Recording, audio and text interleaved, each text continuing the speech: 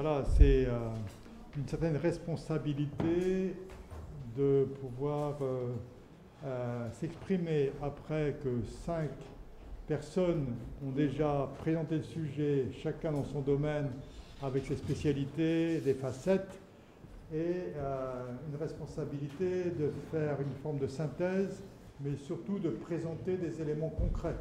C'est-à-dire que c'est bien de réfléchir sur l'articulation entre la foi et la réalité culturelle dans laquelle nous sommes, la réalité civilisationnelle aussi dans laquelle nous sommes.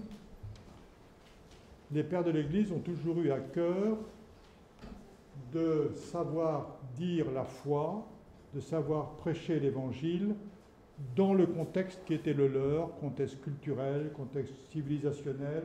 Donc il y a toujours cette adéquation aux personnes qui écoutent et de savoir rejoindre les personnes dans leur attente et dans leur culture pour pouvoir donner le message éternel, si je puis dire, de l'Évangile et ainsi aller rejoindre, peut-être même susciter, réveiller ce que les personnes savent déjà, mais elles ne savent pas qu'elles le savent. Et donc, maintenant, sur ce thème de l'intelligence artificielle qui nous a occupés pendant 3 jours, qui, effectivement, comme l'a dit ce matin le père Razvan, est un bouleversement culturel, puisque quand même, il faut rappeler que l'intelligence artificielle, c'est récent, en tout cas, l'accès du public à l'intelligence artificielle, c'est 25 ans. 25 ans. Avant 25 ans, on n'avait pas les portables numériques, les applications, etc. Donc c'est très récent.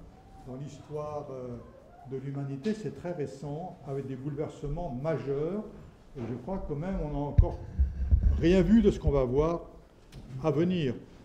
Je pense qu'avec le développement de l'intelligence artificielle qui va à une vitesse presque exponentielle, je crois que nous allons être plus ou moins formatés ou en tout cas très conditionnés par ce qu'on appelle les objets connectés et l'intelligence artificielle qui est rentrée dans nos vies et va rentrer de plus en plus.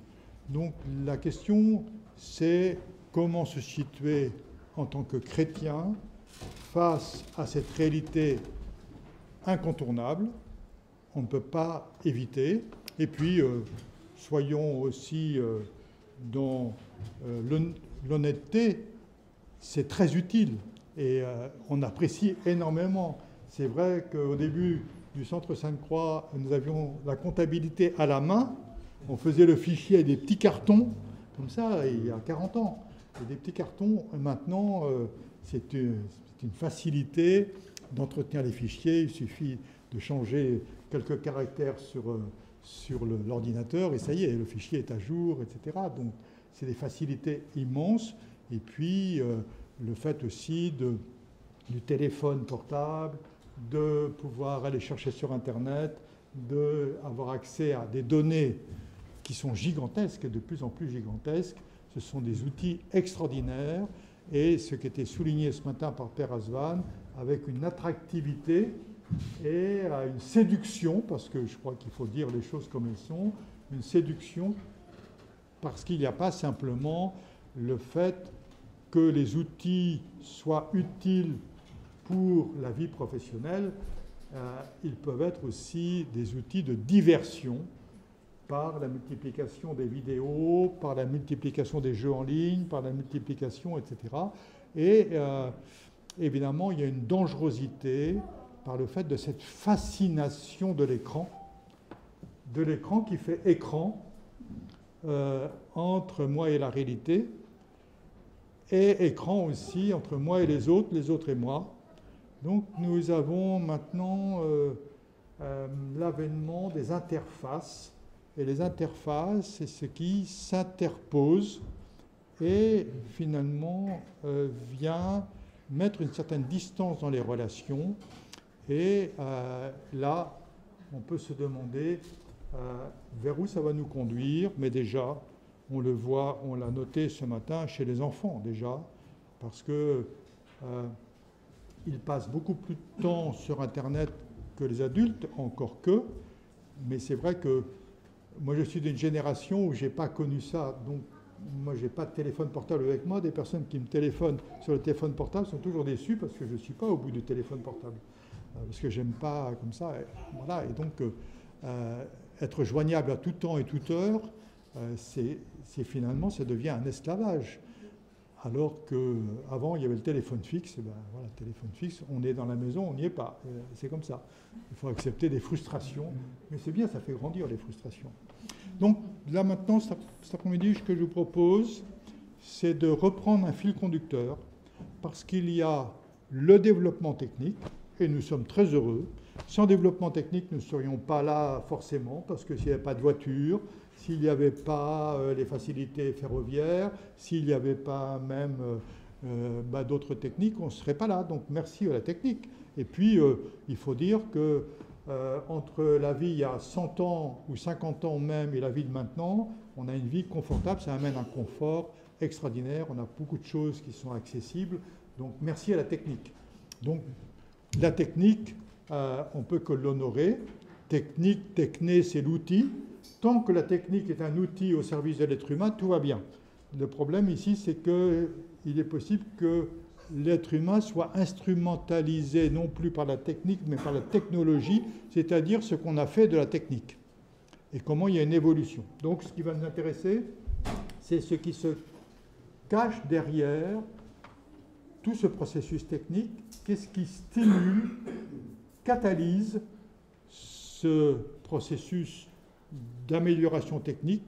On est sur le mythe du progrès, et ce mythe de progrès, quel est son moteur fondamental? Et finalement, est-ce qu'il y a une compatibilité entre l'usage, ou plutôt l'idéologie sous-tendue par la technologie et l'Évangile? J'ai dit que nous sommes très heureux de la technique et très heureux de la technologie, et qu'il n'y a pas de problème pour un chrétien d'utiliser des outils techniques, voire numériques, mais peut-être qu'il y a une problématique dans les idéologies qui sous-tendent la technologie, et en particulier l'intelligence artificielle. Donc pour cela, je vais, effectivement, c'est un peu mon dada, reprendre sur le plan anthropologique, parce que c'est l'être humain qui est concerné, c'est nous en tant qu'être humain. Comme vient de le dire Père Marc-Antoine, pour aller vers Dieu, c'est très important de s'intéresser à l'être humain, parce que c'est l'être humain qui vivra l'expérience de Dieu, donc ça passe par l'être humain. Qui est l'être humain et comment il peut se situer dans un cheminement intérieur vers cet autre transcendant, tout autre, et en même temps accessible. C'est ça le grand mystère.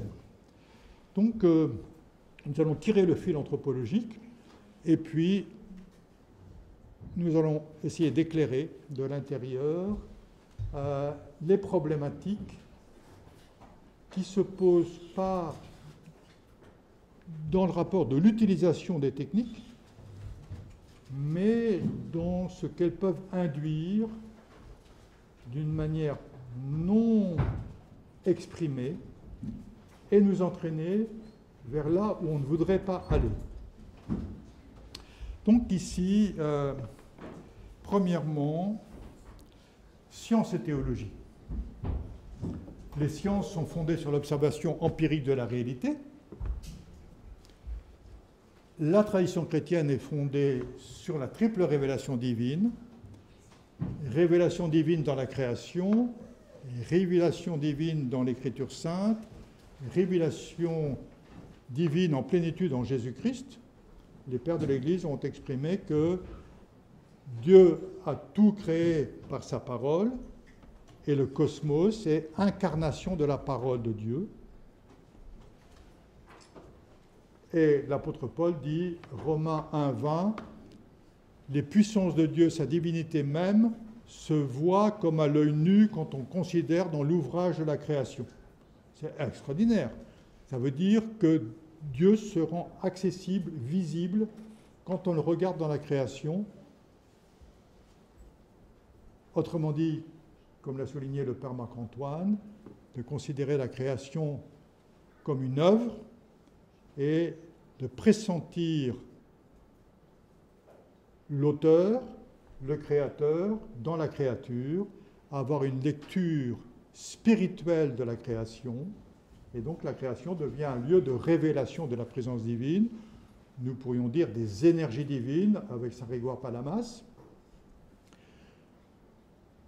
Entrer dans une lecture verticale de la réalité, ce qu'on appelle aussi en tradition ascétique théoria,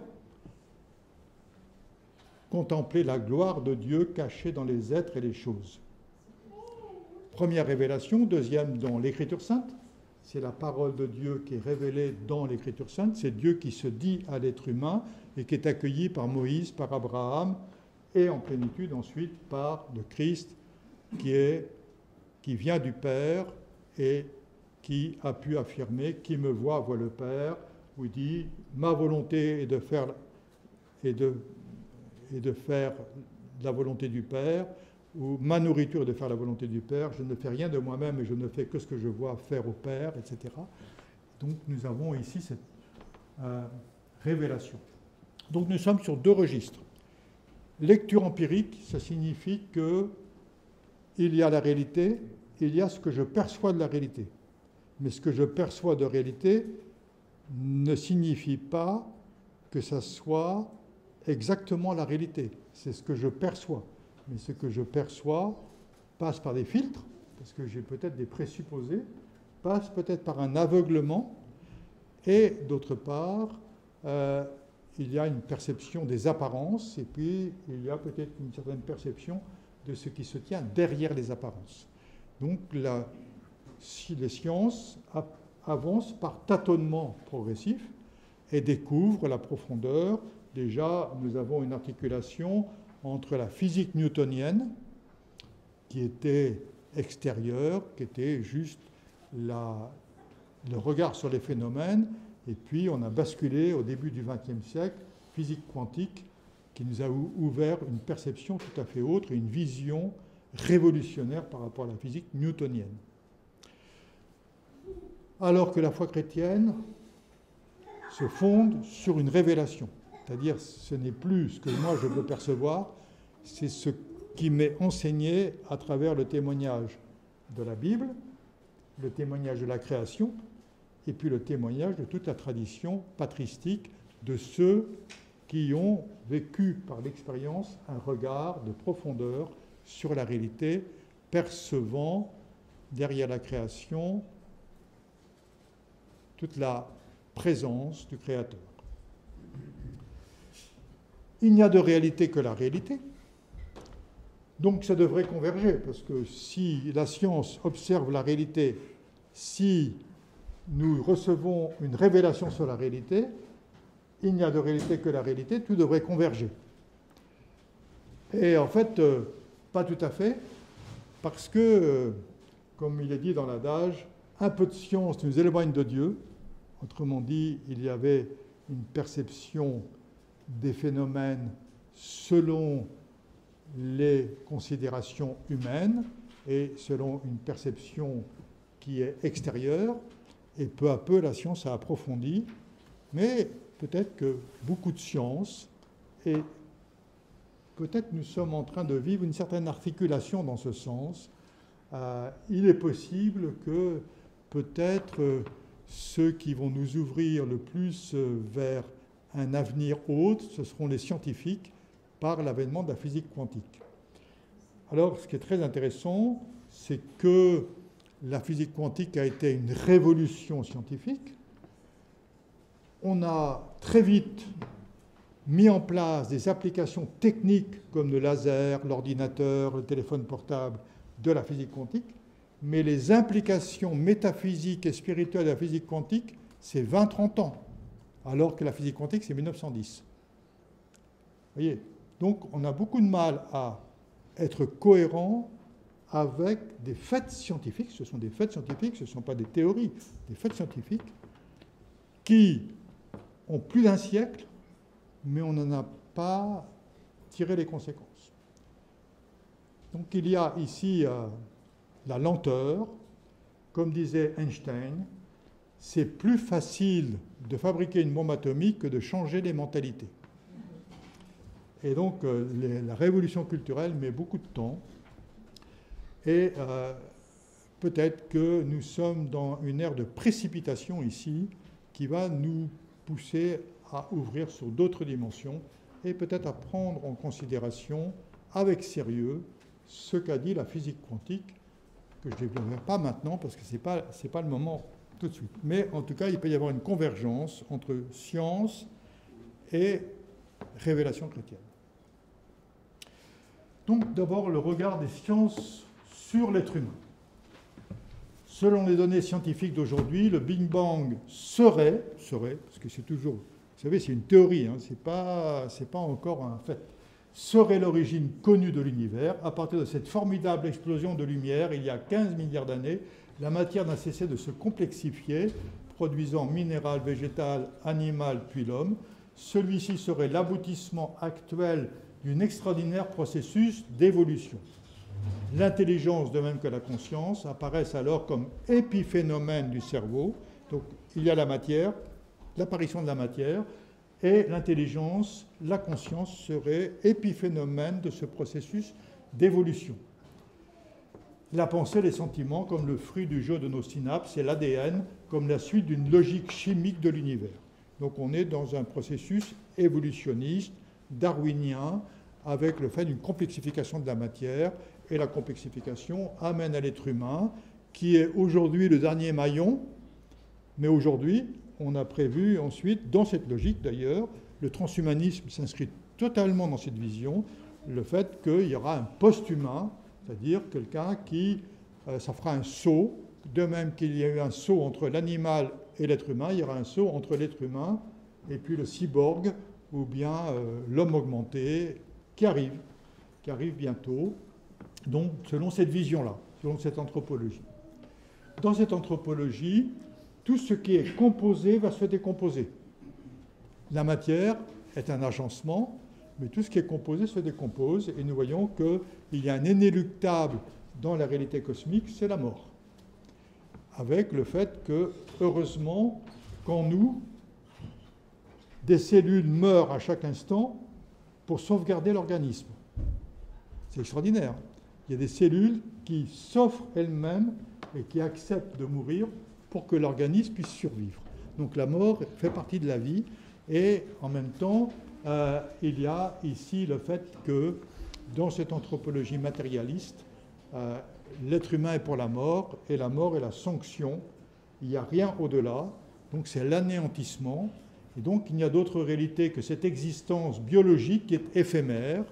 Et dans cette acception, soigner un être, c'est soigner un corps mortel, veiller au bon fonctionnement de son organisme. L'âme n'existe pas.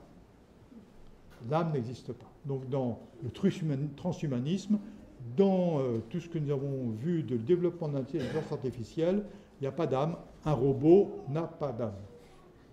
Donc ça a des implications qu'on verra tout à l'heure. Donc ici, il y a un réductionnisme, c'est-à-dire nous ne sommes que corps, nous ne sommes que biologie, nous ne sommes que complexification de la matière, il n'y a rien d'autre, circulaire, il n'y a rien à voir. Donc ici, une anthropologie réductionniste. Mais n'empêche que le monde scientifique, pour la plupart, fonctionne encore sur cette anthropologie et avec une négation qu'il puisse y avoir autre que la matière. Avec une incohérence, parce que si on s'en tient aux découvertes de la physique quantique, il y avait quelque chose d'antécédent à la matière avant la matière. Il y a eu un temps où il n'y avait pas de matière.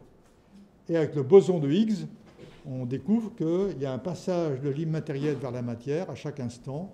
Et donc là, il y a déjà une incohérence de ce point de vue.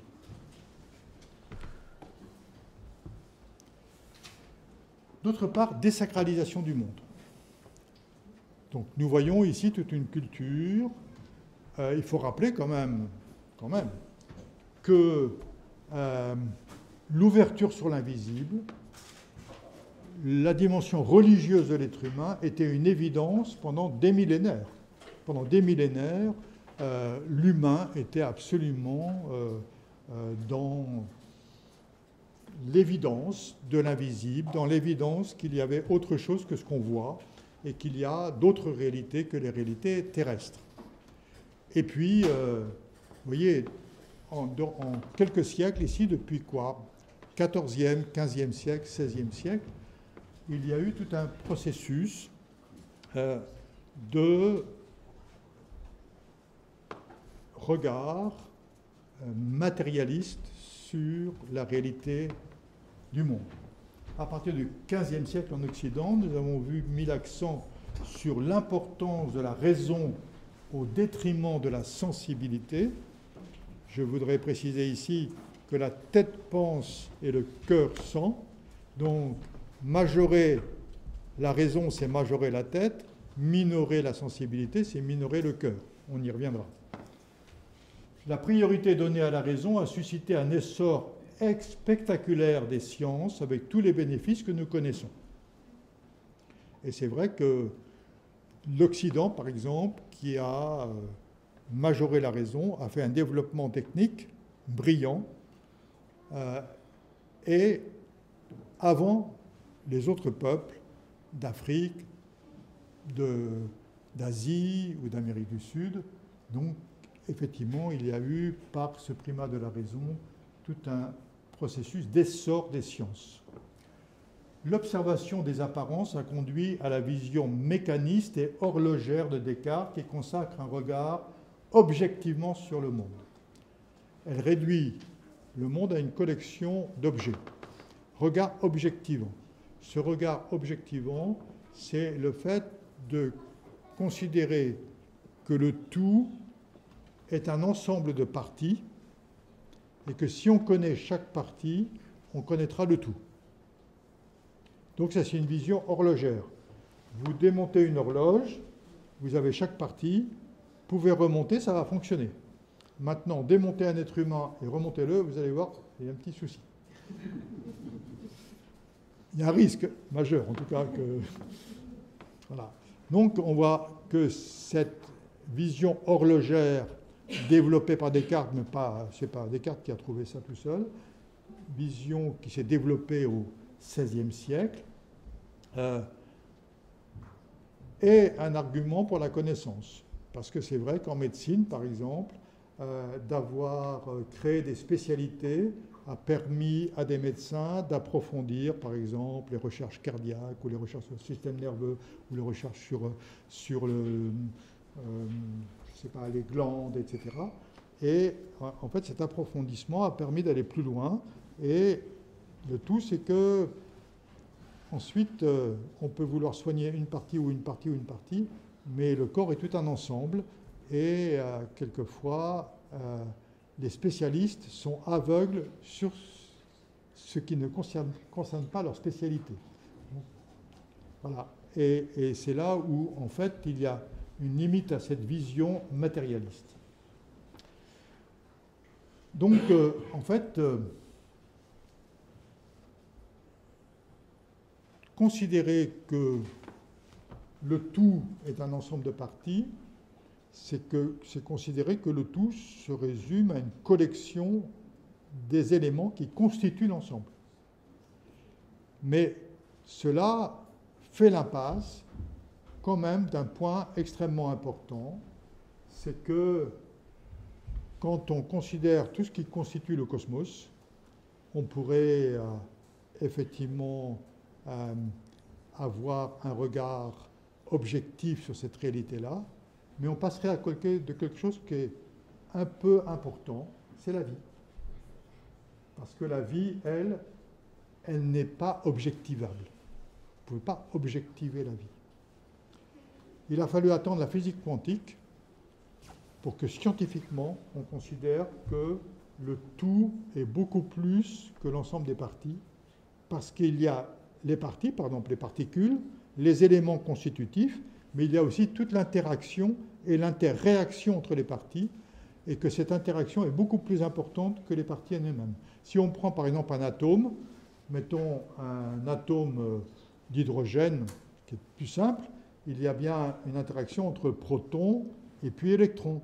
Mais quand on voit le volume de l'atome par rapport à son noyau, le volume est égal à 10 000 fois le noyau. Donc on voit qu'il y a quelque chose, et l'interaction des atomes d'hydrogène ensemble, par exemple, nous voyons que si nous faisons interagir hydrogène et oxygène,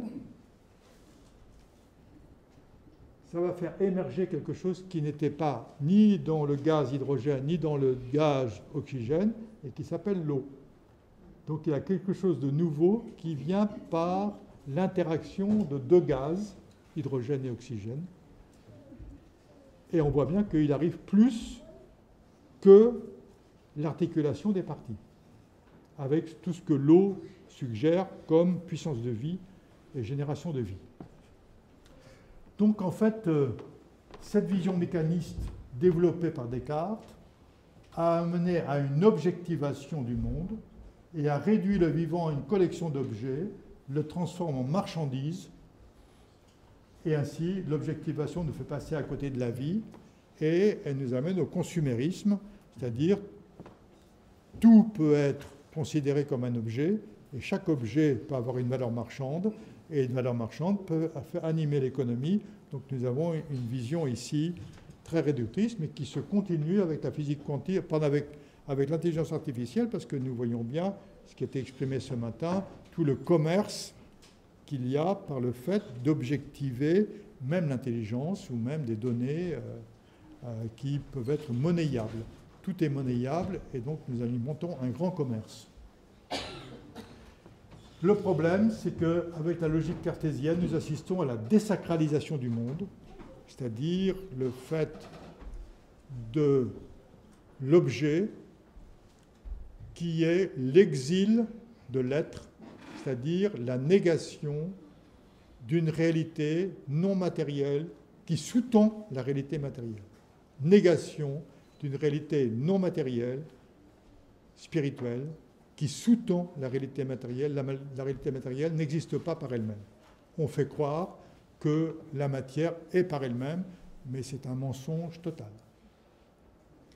Donc, à une mécanisation et finalement à une déshumanisation, parce que après avoir transformé toutes les réalités cosmiques, les réalités du vivant en objets, on en finit par objectiver l'être humain et à commercialiser un rein, un œil, etc. Vous voyez, maintenant, même l'être humain, le sperme, les ovules, voilà, tout est commercialisable dans cette logique ici de réification du monde. Donc, triomphe de la vision mécaniste, presque. Presque. C'est bien, moi j'aime bien Edgar Morin qui dit, en fait, a priori, nous allons vers quelque chose qui est dramatique. Mais il y a toujours le presque. Il y a toujours l'inattendu, quelque chose qui peut surgir, qu'on n'avait pas vu venir et qui va tout transformer. Donc il y a le presque ici. Et aujourd'hui, nous voyons que cette vision mécaniste, donc je développe cela en premier parce que c'est cette vision mécaniste qui anime les plus grands protagonistes du transhumanisme et de l'intelligence artificielle, qui a été développé par un philosophe qui s'appelle Éric Sadin comme la silicolonisation du monde. Silicon Valley, silicolonisation du monde. Vous voyez, c'est-à-dire, en fait, silicolonisation du monde, c'est la colonisation d'un certain regard et d'une certaine vision. Ils veulent imposer au monde entier une vision matérialiste. Et c'est ça qui sous-tend l'intelligence artificielle. Il faut bien savoir. Donc ici, cette vision mécaniste atteint son paroxysme aujourd'hui dans la tentation transhumaniste qui veut humaniser l'objet et réduire l'humain à une supermécanique. C'est une vision réductrice et déformée qui fait l'impasse des implications métaphysiques de la physique quantique et ne peut en aucun cas se conjuguer avec la théologie. Elle est l'ultime expression de l'aveuglement de l'être humain. Donc nous voyons ici que cette vision, elle est incompatible avec la vision chrétienne. Incompatible.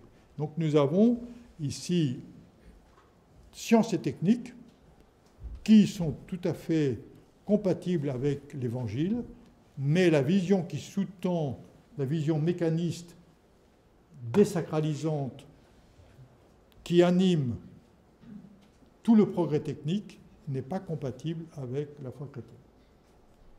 Donc, au début du XXe siècle, la physique quantique a mis en évidence que le tout est beaucoup plus que l'ensemble des parties, et donc il faut inclure les combinaisons, les interactions, les interréactions entre les parties. Et donc, ça veut dire ici, toute sa dynamique du vivant, c'est très intéressant parce qu'en hébreu, le Ruach Elohim, c'est l'Esprit Saint de Dieu, l'Esprit Saint de Dieu, l'Esprit Saint. Ruach, ça veut dire ce qui est entre, ce qui fait le lien de tout avec tout. Mais si on dit que tout est vivant, on dit que tout est en lien avec tout, tout est en interrelation avec tout, et donc tout est en interdépendance avec tout, ça veut dire l'Esprit Saint, on dit ça dans le Roi Céleste, non? Il remplit tout, il fait le lien avec tout, et donc c'est l'Esprit Saint qui fait que tout circule entre tout, et qui fait que, en fait, nous participons tous, sans le savoir, du souffle de l'Esprit qui fait que la vie circule entre tous les êtres.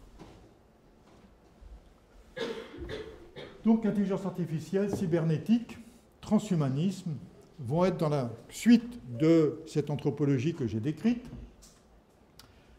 Et en fait, dans cette vision, je vais venir sur la cybernétique aussi, c'est très intéressant. L'être humain est seul dans l'univers, fragment dérisoire dans la périphérie d'une des milliards de galaxies. Comme disait Jérôme Monod, il est tout seul, abandonné dans l'univers, etc. Et en fait, fragment dérisoire.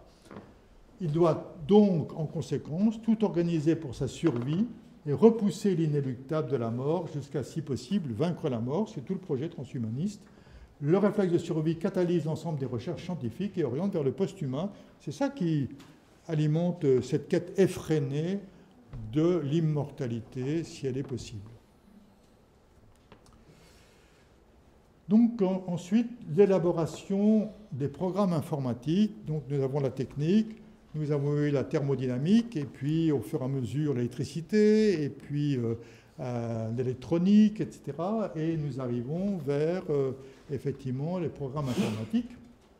Et ces programmes informatiques ont pour objet d'établir des prédictions par la simulation numérique. Donc c'est la simulation numérique de la réalité. Donc on simule, c'est une simulation. La démarche peut sembler paradoxale, plonger dans le virtuel pour comprendre le réel. C'est-à-dire, on élabore une lecture. En fait. Ces deux mondes, réels et virtuels, sont séparés par un modèle, une représentation mathématique et algorithmique de la réalité. Celle qui dit ça, elle s'appelle Aurélie Jean. Je vous conseille la lecture de l'autre côté de la machine. Cette femme, Aurélie Jean, elle est diplômée Sciences Po et puis Polytechnique France, plus MIT, Massachusetts Institute of Technology. Elle a été embauchée chez Google, elle a été embauchée, etc. C'est un grand génie des algorithmes. Donc voilà. Et elle a donc écrit un livre de l'autre côté de la machine qui nous dit justement, pas simplement quand on est utilisateur, mais quand on est producteur d'algorithmes, qu'est-ce que ça signifie. Donc elle nous dit que en fait, les deux mondes réels et virtuels sont séparés par un modèle. Donc ça signifie qu'ici, il y a une lecture de la réalité transposée à travers un présupposé, et il y a la projection d'un présupposé sur le virtuel. Donc le virtuel est bien une élaboration à partir d'un certain regard et d'une certaine théorie. Donc il y a une certaine théorisation de la réalité. Donc, attention, le virtuel n'est pas... C'est similaire, mais c'est Canada Dry. Vous voyez, c'est pas la même chose, quoi. Voilà. Donc le mot algorithme est apparu au IXe siècle en Perse. Un mathématicien, astronome et géographe nommé Mohammed ibn Moussa al-Khwarizmi, membre de la maison de la sagesse de Bagdad, a donné son nom pour donner algorithmie. Donc l'algorithme, c'est pas d'hier, vous voyez. Hein. L'algorithme, c'est pas d'hier.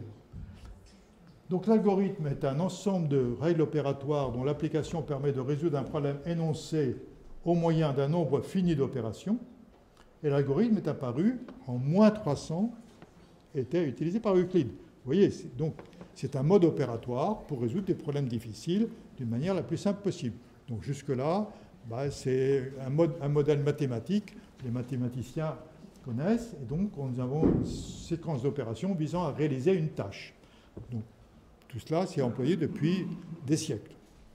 Et l'algorithme ne peut être réduit donc à son utilisation numérique. On qualifie de numérique un algorithme qui a été conçu pour être implémenté dans un code informatique destiné à faire tourner une simulation ou un calcul sur un ou plusieurs microprocesseurs d'un ordinateur. Donc là, on a un outil. Jusque-là, tout va bien.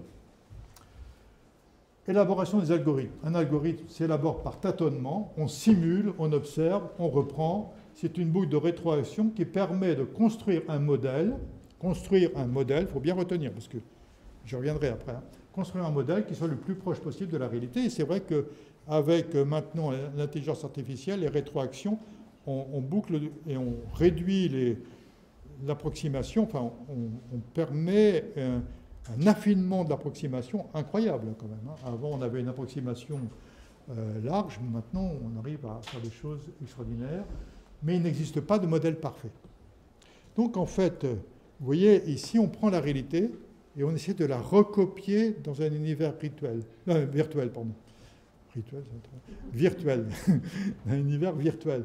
Donc, c'est intéressant parce qu'il y a une production humaine qui essaye d'élaborer quelque chose à partir de la réalité qui n'est pas la réalité, mais quelque chose est copié de la réalité. Donc, en fait, c'est l'être humain qui a construit à partir de ce qu'il est. Et c'est ce qu'on verra tout à l'heure.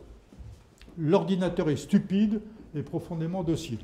Donc, je voudrais dire tout de suite que l'intelligence artificielle n'est pas du tout intelligente. Pas intelligente.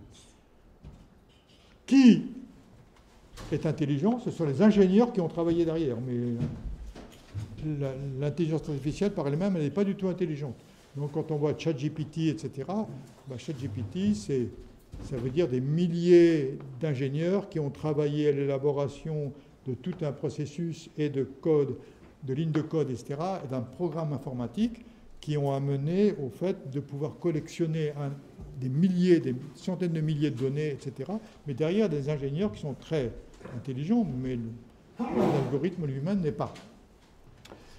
Il effectue sans la moindre analyse critique des tâches que nous, humains, par l'écriture de lignes de code, lui commandons d'exécuter. Il exécute des tâches dans un langage binaire, 0-1. C'est un humain qui pilote la machine. L'intelligence artificielle résulte d'un ensemble d'opérations réalisées par l'ordinateur va des algorithmes. D'accord? Donc là, pour l'instant, c'est l'humain qui pilote. Et maintenant, on doit parler des biais algorithmiques. C'est-à-dire, nous avons vu ici le fait qu'il s'agit de simuler la réalité dans une réalité virtuelle qui se veut le plus proche possible d'eux, mais avec un regard de l'être humain, avec une perception, avec un angle d'approche de l'être humain, mais il peut y avoir des biais, c'est-à-dire une vision déformée, une vue biaisée de la réalité de l'autre, une projection des préjugés, des stéréotypes, des discriminations, des angles morts. Par exemple, Aurélie Jean, elle dit, voilà, donne des exemples, elle dit, voilà, des ingénieurs se mettent en route pour une reconnaissance, pour un logiciel de reconnaissance faciale. Ils sont plusieurs, c'est pas un, c'est plusieurs ingénieurs qui sont ensemble. Et puis, ils élaborent le programme, essais, erreurs, recommandent, voilà, etc. Et puis, on met le programme en route. Et puis, le lundi matin, à l'entreprise, on l'essaye, avant de le vendre aux autres, on l'essaye chez soi. Et puis, les gens, plus besoin de badge, on rentre, voilà. Et puis, à un moment donné, le portail bloque. Et on va voir qui est à l'entrée. C'était une femme noire. Il n'était pas prévu qu'il y ait une personne noire dans le logiciel. Donc ça s'appelle un biais. Un biais, ça signifie qu'il y a un angle mort, il y a quelque chose qu'on n'a pas pris en considération. Et dans un autre exemple, par exemple, on prévoit un logiciel pour des ceintures de sécurité. Parce que les ceintures de sécurité, il faut qu'il y ait un choc violent et ça bloque la ceinture, etc. Mais s'il y a un choc moins violent, peut-être ça ne va pas fonctionner. Donc on prévoit un logiciel dans ce sens-là, etc. On fait des essais, heureusement, en laboratoire. Et puis on s'aperçoit que tous les mannequins qui font 1m70 et plus, ça marche bien, et tous les mannequins qui sont 1m50 ou 1m40 ne fonctionnent pas. Parce que ce sont des hommes qui avaient conçu, ils avaient pensé que l'être humain en moyenne, c'était 1m70, 1m80. Ça s'appelle un biais. Pardon ? Normal. Normal. Donc, en précisant que d'après les chiffres qu'elle cite, elle dit que les informaticiens aux États-Unis, à 98,5% sont des hommes blancs ou des femmes blanches, un petit peu. Mais voilà. Donc après, il y a des biais. Donc ça veut dire qu'en fait, les biais cognitifs ou bien les discriminations qu'on porte à l'intérieur de soi, les préjugés qu'on porte, se trouvent dans les algorithmes. Alors ça va très loin parce que, en fait, ça veut dire que si on a un préjugé involontaire et qu'on construit des lignes de code, on va les construire en fonction de ce préjugé. Mais on peut avoir des préjugés volontaires, une volonté de discrimination. C'est-à-dire qu'à un moment donné, telle personne ne pourra pas passer le portillon. Oui, il y a une certaine dangerosité ici. Et donc les biais algorithmiques résultent des biais cognitifs, on les retrouve dans l'intelligence artificielle, et donc ça dit la subjectivité du code informatique. Subjectivité, ça veut dire qu'effectivement, il y a une incidence des programmeurs sur les programmations. Donc les biais, c'est ce qui vient fausser les algorithmes et qui, sans que l'on s'en aperçoive, toujours au premier abord, peut entraîner des discriminations. C'est ce que dit Aurélie Jean ici, des discriminations écartant ou défavorisant une catégorie d'individus. Ces biais sont par définition non intentionnels, ils sont le fruit d'impensés qui ont échappé aux concepteurs et aux penseurs de technologie. Les biais algorithmiques sont aussi à l'origine de révoltes, parce que, évidemment, qu'il y a discrimination, il y a révolte. Donc, il y a une simulation subjective de la réalité. Tout algorithme dépend en partie de la vision des individus qu'il développe. Donc, c'est pour ça que je m'attarde à bien dire quelle est la vision, mais les algorithmes sont bien développés par des gens qui ont une vision matérialiste, cartésienne de la réalité. Donc, c'est important de savoir qu'on participe de quelque chose, et donc ça va forcément transparaître dans ce qui va être développé des algorithmes. Les paradoxes de l'observation, comment savoir si ce qu'on observe est bien la réalité? C'est-à-dire, vous savez, un accident, 10 témoins, 10 versions. Donc, quelle est la vraie version? Quelle est la vraie réalité? Donc, c'est pour ça que, est-ce qu'on peut parler d'objectivité? Est-ce qu'on peut dire, objectivement, ça s'est passé comme ça? Personne ne peut dire qu'objectivement, ça s'est passé comme ça. Il y a toujours un rapport subjectif. Comment savoir si la mesure que je réalise ne perturbe pas le phénomène? On sait qu'en physique quantique, ce n'est pas vrai. La mesure perturbe le phénomène. Les algorithmes de prédiction se basent toujours sur l'analyse du passé. Ils sont conçus pour repérer des tendances, des enchaînements, des causes et des effets, et s'appuient sur des statistiques. On a vu le perroquet statistique hier, merci.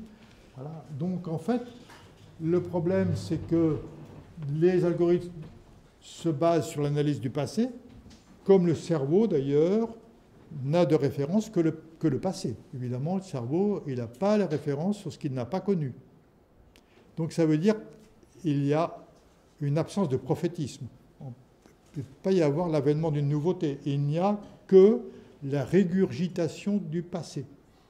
Donc ça veut dire qu'on est enfermé dans ce qu'on connaît de la réalité, dans ce qu'on connaît de l'humanité, et donc nous sommes dans des boucles qui s'enferment sur elles-mêmes. Vous voyez ça? Donc à l'heure de l'automatisation intense des procédés et des prises de décision, des prédictions en tout genre et des technologies prétendument auto-apprenantes, il est important de voir dans le biais le meilleur ennemi des scientifiques, dit Aurélie Jean. La description que nous faisons du monde dépend de notre perception puis de notre compréhension.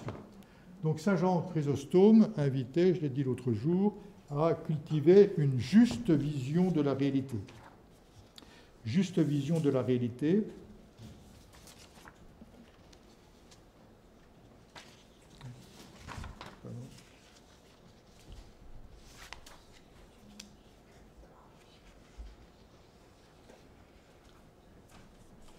Voilà, Saint Jean, je cherche la citation pour être précis. Saint Jean Chrysostome dit « Quelle est la force de l'homme? Ce n'est pas l'argent comme si tu devais craindre la pauvreté. Ce n'est pas la liberté de sorte que tu devrais fuir l'esclavage. C'est le soin qui est mis pour acquérir une juste vision de ce qu'est la vie et la droiture pour se conduire en conséquence. Celui qui a foi en Dieu et trouve en lui son soutien voit le monde de façon juste et a une perception exacte de la réalité. » Autrement dit, il dit, sans Dieu, on ne peut pas avoir une perception juste de la réalité.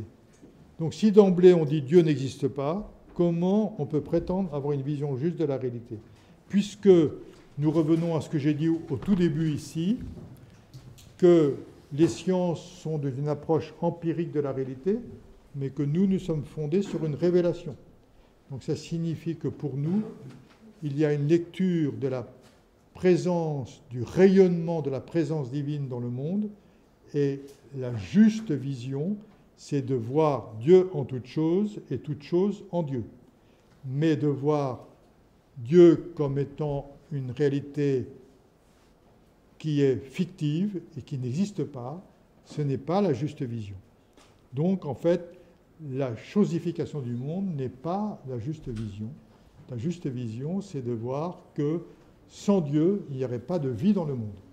Sans Dieu, il n'y aurait pas. Dieu est la vie de la vie. C'est ce que disaient les anciens, les pères de l'Église, les pères du désert, se poser la question, où est la vie de la vie? Où est la vie de la vie?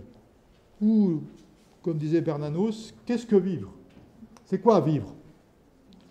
Donc, en fait, est-ce que vivre, c'est se lever le matin, petit déjeuner, un petit temps de prière dans le meilleur des cas, on va travailler, on va manger, on va retravailler, on va chercher les enfants, on fait la cuisine pour les femmes, on lit le journal pour les hommes, cliché, voilà. Et puis un petit peu de télévision, hop, on se brosse les dents, on va se coucher, etc. Ça, c'est la vie fonctionnelle. Mais est-ce qu'on a encore vécu quand on a traversé sa journée? C'est quoi vivre? Avec le drame qu'on peut arriver à la fin, en maison de retraite, et d'avoir traversé l'existence sans avoir vécu. C'est-à-dire sans avoir éprouvé la vie à l'intérieur. Donc c'est quoi vivre? C'est la question fondamentale. C'est quoi vivre? Et donc, Saint Jean Chrysostome, il dit, en fait, vivre, c'est vivre le Christ. Autrement dit, c'est vivre en présence. Donc on est sur tout à fait autre chose que la réalité objectivante du monde. Vivre en présence et vivre en relation. Donc il dit, c'est ça la juste vision. En fait, il s'agit de regarder le monde comme le Christ regarde le monde. Vous voyez? Et évidemment, ça vient en contradiction à ce que j'ai dit auparavant de la science, qui, elle, pose un regard, construit une simulation à partir d'un regard objectivant et fait l'impasse totalement de cette présence divine et de cette relation divine. Donc on construit un univers effectivement artificiel. Nous sommes bien dans l'univers artificiel, mais je pourrais le qualifier aussi de superficiel. C'est une vue superficielle des choses. Donc c'est bien possible que le développement de l'intelligence artificielle et de tout ce qui se développe autour de l'intelligence artificielle nous emmène vers la superficialité ou même l'hypersuperficialité, dans le sens où même on entre dans un monde qui n'a pas de réalité. C'est un monde imaginé, projeté, mais qui n'est pas une réalité. C'est un monde où c'est l'être humain qui est l'alpha et l'oméga du monde.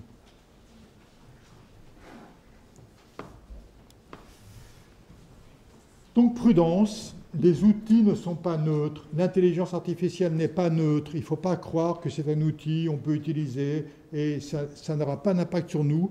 Je crois que ça a été soulevé ce matin par Raresh. Attention, il y a des répercussions psychologiques sur l'être humain.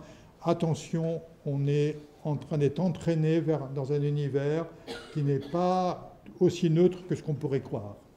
Donc attention, si nous basons aveuglément les outils algorithmiques sur l'observation des phénomènes passés, le monde ne changera jamais. Nous allons être enfermés dans l'histoire. Et je reviendrai tout à l'heure sur ça. Nous devons rester prudents sur l'usage de nos outils numériques. C'est encore plus vrai dans le cas des techniques d'apprentissage en intelligence artificielle qui font développer dans leurs réseaux neuronaux des critères implicites biaisés et difficilement identifiables. C'est-à-dire qu'à l'intérieur des lignes de code, il est introduit une orientation. On emmène l'humanité dans quelque chose qu'on ne soupçonne pas. Je vais y revenir. Les techniques d'apprentissage sont un amplificateur des conséquences des biais algorithmiques. Ce qu'on appelle le deep learning. Il y a donc ChatGPT, c'est, vous voyez, alors magnifique. Il est capable de rassembler des, évidemment, comme l'explique Aurélie Jean, elle dit, on fait travailler 3000 médecins sur le fait du développement d'un cancer. On fait travailler pendant 2 ans 3000 médecins. On fait des statistiques, on élabore des protocoles, on regarde, voilà, et notre croisement de 3000 expériences de médecins fait évidemment quelque chose qui est assez élaboré. Après, on met en concurrence l'algorithme qui va être fourni à partir de cette, comme ça, avec 3 médecins. Devinez qui va être le plus ajusté? Ben, les 3000, forcément. Mais il manque la relation personnelle du médecin avec son patient.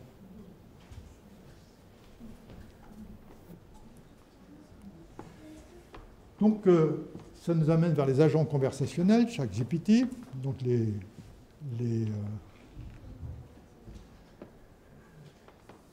ce qu'on appelle les... mince, j'ai perdu le nom. Chatbot. Hein, chatbot, ouais, chatbot. C'est toujours des chats, mais c'est un bot à la fin. Mais je ne sais pas pourquoi ils ont appelé chat d'ailleurs. Ça, c'est chatbot, voilà. Donc la parole des machines est purement calculatoire parce qu'elles n'ont aucune prise sur le réel. Les séquences des mots prédits sont les résultats de statistiques sémantiques. Statistiques, c'est-à-dire on prend des milliers de documents et puis on regarde comment les choses sont formulées et on prend évidemment ce qui est le plus courant, etc., ou ce qui s'est plus développé sur Internet. Ces systèmes sont également capables d'hallucination, nous l'avons vu ensemble, hein, c'est-à-dire d'invention de texte tout autant que de plagiat, affirme Laurent Devilliers, professeur de Sorbonne et chercheur de CNRS. Les phrases de ChatGPT sont les résultats d'un calcul de probabilité pimenté par un peu de hasard que certains considèrent comme de la créativité. Sans commentaire. Bon. Éthique et IA. Intelligence artificielle. Donc d'abord, il faut quand même rappeler que pour exercer l'éthique, il faut avoir une capacité de pouvoir se déterminer librement. C'est-à-dire, on ne peut pas être dans une éthique si on est, comme on dit, dans un intérêt pour l'activité sur laquelle on va être dans l'éthique. Aujourd'hui, vous savez, moi j'ai connu le comité d'éthique il y a 30 ans, on avait moitié religieux, 2/3 religieux et un peu de scientifiques. Maintenant, il y a 2 religieux et je ne sais plus combien, 20 scientifiques. Donc maintenant, il y a 1% de religieux qui sont là juste pour une consultation, mais il n'y a aucun... Vous voyez. Donc en fait, ils sont et à la fois du comité d'éthique et en même temps les chercheurs qui veulent promouvoir et à faire des avancées techniques ou des avancées médicales, et c'est eux qui se donnent des autorisations pour aller plus loin en disant éthiquement il n'y a pas de problème, pour nous c'est tout à fait bien, et au niveau du porte-monnaie tout va bien. Voilà. Donc voilà, donc on ne peut pas ici considérer qu'il peut y avoir une éthique si on est partie prenante d'une recherche. Il devrait y avoir un regard extérieur. Et donc, seul le regard extérieur peut amener à une régulation. Mais, vous savez, nous sommes dans un libéralisme économique qui est dérégulé. Mais dérégulé, ça veut dire quoi, en fait? Dérégulé, ça veut dire que l'être humain renonce à cadrer ou encadrer une recherche ou un développement. Mais c'est une démission de la conscience. C'est quand même terrible parce qu'on dit aujourd'hui, c'est le marché qui régule. Mais le marché, moi j'aimais bien, il y a Jacques-Yves Cousteau, qui n'était pas réputé pour être chrétien, même plutôt athée. Hein. Jacques-Yves Cousteau, il est décédé dans les années 70 et il a écrit un livre testament en disant que, en fait, le marché était aveugle. Le marché est aveugle. On ne sait pas qui gouverne le marché, on ne sait pas qui prend les décisions du marché. Le marché, sous la houlette des États-Unis, s'autorégule, mais il ne faut pas que l'être humain intervienne. Eh bien, Jacques-Yves Cousteau, il a appelé le marché Mr. Market. Et il dit Mr. Market, c'est le sans-visage. Et il dit le sans-visage, c'est l'antéchrist. Le sans-visage, c'est l'antéchrist. Quand c'est une réalité qui s'auto-définit elle-même et qui s'auto-régule, et que l'être humain n'est plus concerné, alors nous avons ici le contraire de l'homme conscient et de l'homme dans la dignité de gérer les situations. Il est sous le flux de quelque chose qui lui échappe. C'est ce qu'on appelle aussi la déviation pathologique. Donc on en arrive à une instrumentalisation de l'homme pour le recueil des données. Le père Razvan a très bien dit ce matin, par exemple, eh bien, sa femme est traductrice et on va lui demander de corriger les erreurs de traducteur en ligne pour ensuite que le traducteur s'améliore, puis un jour, eh bien, on n'aura plus besoin des traducteurs humains. Et on fait travailler des milliers de personnes qu'on paye une misère chez eux, mais ça peut les arranger parce qu'ils travaillent chez eux, pour rentrer des données comme ça, parce qu'il faut fournir quand même l'intelligence artificielle, c'est des millions de données qu'il faut rentrer. Donc on utilise des humains pour rentrer des données pour qu'ensuite l'intelligence artificielle puisse se passer de l'être humain. Voilà. Avec l'IA, nous allons vers l'absence de distinction entre le vrai et le faux. Donc on a parlé des fake news, etc. Renforcé par la manipulation des photos et des vidéos. Le problème des fake news s'arrivera et l'érosion de la vérité se poursuivra. Donc il y a une autre question spirituelle ici, c'est l'érosion de la vérité, où on a vu, je ne vais pas citer d'exemple, mais où en fait les mensonges étaient pris en considération de même que la réalité. Qu'est-ce qui me dit que c'est plutôt vrai ceci ou plutôt vrai cela? Et certains pensent que parce que c'est publié sur Internet, c'est vrai. Ben voilà quoi. Donc là maintenant, il y a quelque chose qui s'efface dans la distinction entre vrai et faux. Donc le problème des fake news va s'aggraver. Les implications sociétales peuvent avoir de lourdes conséquences. Ce matin, le père Razvan nous a dit comment on peut manipuler des photos, manipuler des vidéos, on peut mettre des visages construits ou des visages transmis avec la parole de quelqu'un, etc. C'est vertigineux. Moi, ça me donne le tournis, rien que d'entendre ça. Voilà. Et donc après, on peut nous présenter, par exemple, on nous a présenté le pape François avec une grosse doudoune blanche, voilà, mais on a priori, on pense que c'est lui, parce que c'était complètement vraisemblable. Voilà. Donc, je ne sais pas vers où on va, parce que si on mélange vérité et mensonge, ça devient compliqué.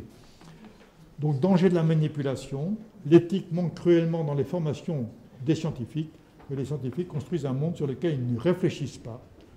Et donc, l'intelligence artificielle est un processus sans sujet. Sans sujet, ça veut dire sans visage. Maintenant, je voudrais parler un peu de la cybernétique. Cybernétique parce que, vous savez, tout ce processus, il s'inscrit dans toute une logique qu'on appelle cybernétique. En 1948, l'Américain Norbert Wiener invente le mot cybernétique qui est dérivé du mot grec Kubernetes, qui signifie pilote ou encore gouverneur. Donc, cybernétique, ça veut dire que ça va être un mode pour gouverner. Dès son origine, ce courant, ce complexe d'idées, entend instaurer un ordre revêtant une efficacité politique qui serait rendue possible grâce à l'élaboration d'appareillages dédiés. Il devrait être empreint d'une conformation anthropomorphe dans le but de leur accorder des propriétés humaines strictement cognitives et envisagées comme devant à terme être dotées d'aptitudes augmentées. Donc là, nous sommes bien sur le projet de l'intelligence artificielle. En 1956, au Summer Camp de Dartmouth, on présenta le mouvement cybernétique dont l'ambition initiale escomptait décomposer chacune des fonctions du cerveau humain et saisir leur schéma processuel en vue de le reproduire au sein de mécanismes artificiels. Théoriquement, si nous pouvions construire une structure mécanique remplissant exactement toutes les fonctions de la physiologie humaine, nous obtiendrons une machine dont les capacités intellectuelles seraient identiques à celles des êtres humains. Donc le projet cybernétique voulait réduire tout phénomène à de l'information codifiable et numérisable. Nous y sommes. Nous y sommes. Cette perspective permettrait une bonne organisation de la société. Et donc nous sommes dans la silicolonisation du monde ici, c'est-à-dire en fait qu'il y a un projet. Le projet, c'est non pas d'amener les populations dans la vie, mais de proposer un pouvoir sur la vie. Non pas entrer dans la vie, c'est ce que nous propose le Christ, d'entrer dans la vie, mais d'acquérir un pouvoir sur la vie. Et donc, nous allons retrouver ici toute l'articulation entre l'arbre de vie et l'arbre de la connaissance. Donc ce projet cybernétique a comme perspective une bonne organisation de la société humaine. Donc il y a un contrôle vertueux, nous dit Éric Sadin, qui est un philosophe et un écrivain, et il dit « Depuis s'opère l'informatisation croissante de la société dont le seul objectif de tendre vers une administration toujours plus optimisée des choses. » Administration toujours plus optimisée des choses. Vous voyez à quoi je... Voilà, en Chine, il y a déjà une ville qui est d'1 million d'habitants, totalement contrôlée par l'intelligence artificielle, qui s'appelle City Brain, c'est-à-dire cerveau de la cité. Voilà. Et il prévoit que d'ici 5 ans, il y aura 15 villes qui vont être totalement gouvernées. Mais ça veut dire que les populations doivent être toutes connectées. Ça veut dire qu'il faut avoir des connexions chez soi pour qu'on puisse entrer les données. Voilà. En disant au service du bien-être de tous. C'est au service du bien-être de tous. Voilà. Donc, depuis 2010, nous notons un retour massif de cette aspiration, souligne Éric Sadin. Protocole modélisé sur le cerveau humain et les architectures fonctionneraient d'après des processus cellulaires et seraient gérées par des algorithmes génétiques. On en vient à parler de neuroéconomie, neuromanagement, neuropolitique, neuroéducation. Et donc, c'est ça qui va nous envahir dans les années qui vont venir. Donc ici, c'est robotiser l'homme et humaniser la machine. Et on va jusqu'à aujourd'hui attribuer une personnalité juridique aux robots. L'Arabie saoudite a fait le pas à la première, en donnant à un robot qui s'appelle Sophia, en lui accordant la citoyenneté. Et donc ce robot jouit de plus de droits qu'une femme ou un travailleur étranger dans ce pays. Ça promet. Vous voyez, c'est délirant. Hein. Voilà. En Chine, un ingénieur nommé Xian Jiajia a pu se marier avec le robot femme que lui-même avait conçu. C'est intéressant, hein, quand même. Voilà. Or, un robot ne peut être un sujet et ne peut avoir de responsabilité car il n'a aucun libre arbitre, aucune conscience de son existence. Donc là, on est dans l'effacement des frontières entre l'homme et la machine. Après avoir effacé les frontières entre l'homme et l'animal, on est en train d'effacer la frontière entre l'homme et la machine, et finalement, on est en train de tout lisser ici dans une vision matérialiste. Donc après, je ne parlerai pas ici de l'IA forte et l'IA faible, ça a déjà été fait, donc on ne va pas ici prendre du temps. Donc le problème ici, c'est toute l'articulation entre le réel et le virtuel, parce qu'il n'existe pas de miroir algorithmique parfait. Le monde virtuel sera toujours une approximation de la réalité et pourra toujours contenir des biais. L'essentiel est de rester capable de distinguer le réel et le virtuel. Ça, c'est fondamental parce qu'on voit bien que des jeunes qui vont dans des jeux virtuels, à un moment donné, peuvent sortir dans la rue et considérer que c'est un grand jeu et avoir des actions absolument destructrices vis-à-vis des autres. Donc ici, il faut quand même souligner que le virtuel, c'est le miroir des réalités terrestres. Le ciel est remplacé par le cloud, mémoire géante des données collectées. Donc nous sommes ici dans le reflet de l'être humain, mais pas le reflet du meilleur de l'être humain. On n'est pas dans le reflet de la dimension spirituelle de l'être humain, on est dans le reflet du vieil homme, c'est-à-dire de l'homme soumis aux passions, parce que ce ne sont pas des saints qui font les algorithmes. Hein. Voilà, sinon ça se saurait.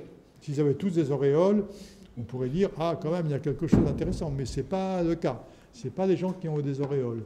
Et donc là, voilà, et par contre, l'homme est miroir des réalités célestes et de Dieu. Ce qui vient de Dieu et ce qui vient du monde n'est pas la même chose.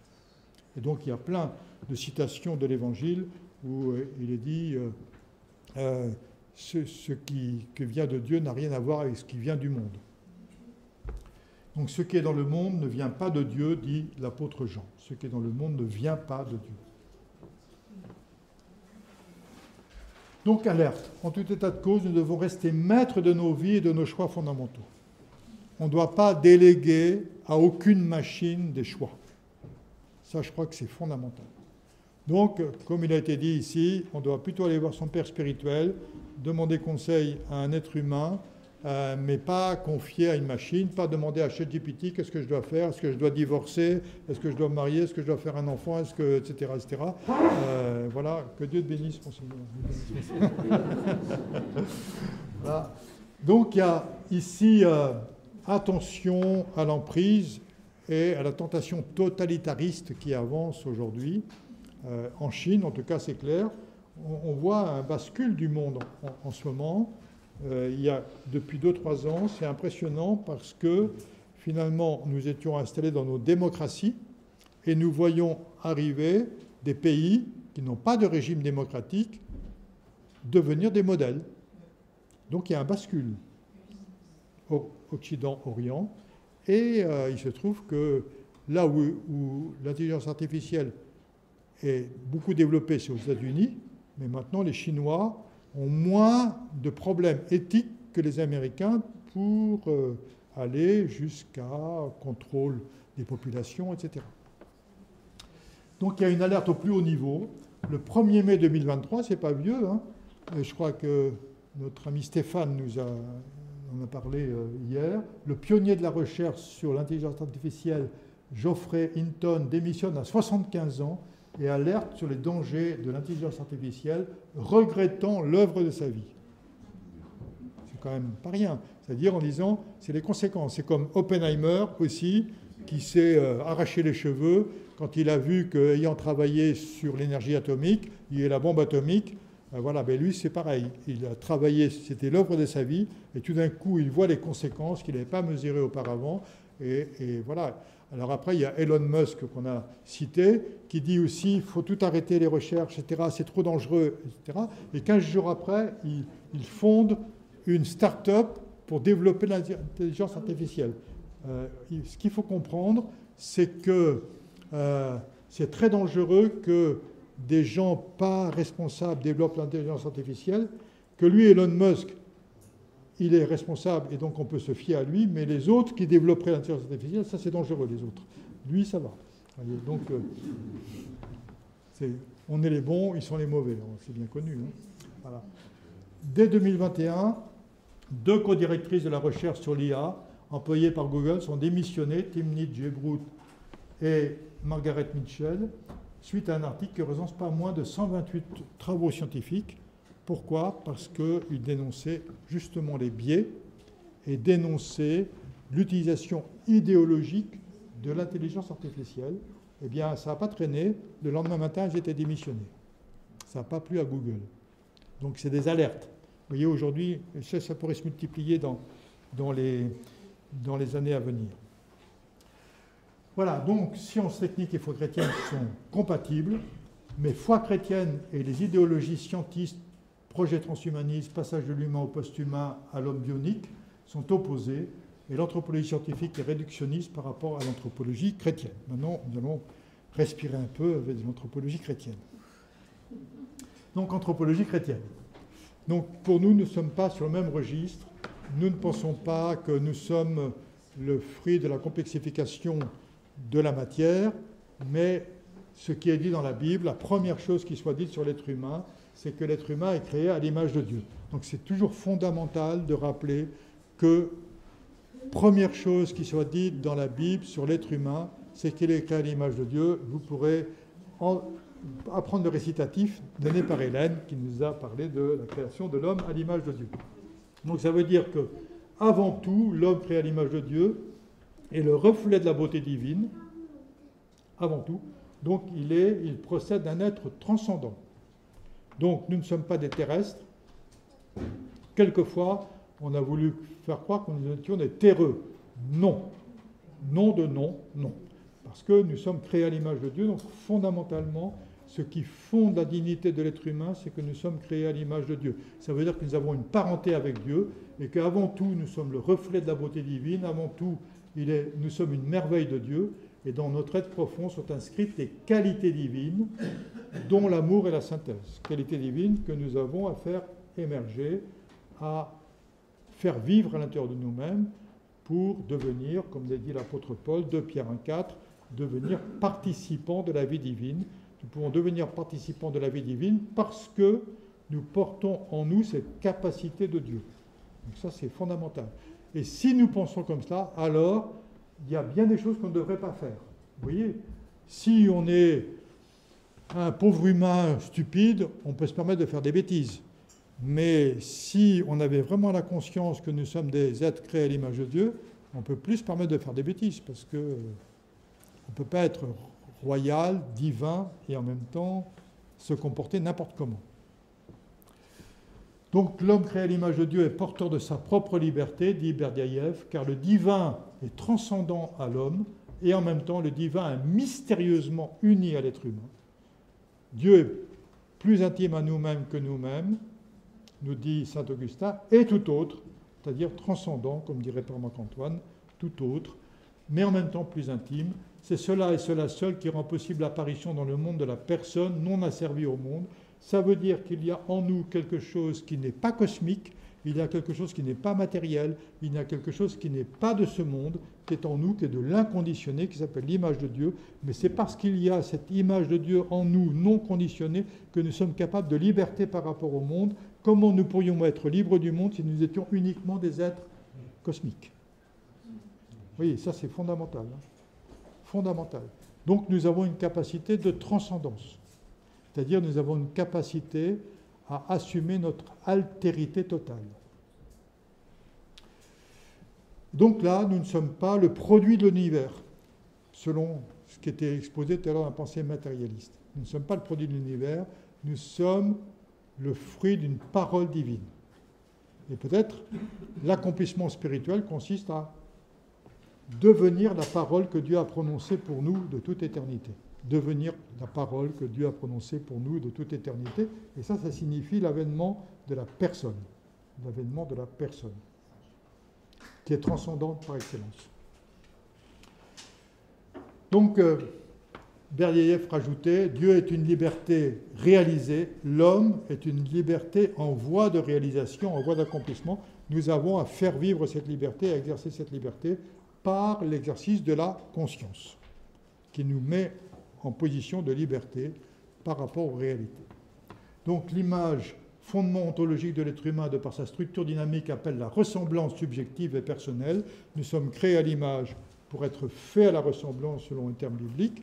Nous ne sommes pas créés à l'image et à la ressemblance, nous sommes créés à l'image pour après advenir à la ressemblance, qui est l'actualisation consciente de l'image et des potentialités divines que nous portons en nous. Donc nous sommes sur un autre registre. Donc ça veut dire que nous transcendons par le fondement ontologique de l'être en nous, créé à l'image de Dieu, toute dimension cosmique et bien sûr toute machine. Donc nous n'avons pas à craindre des machines, nous ne serons jamais... Nous pouvons nous asservir à des machines. C'est toujours possible de s'asservir. Mais par le fait, nous ne pourrons pas être réduits jamais à une machine parce que nous sommes créés à l'image de Dieu.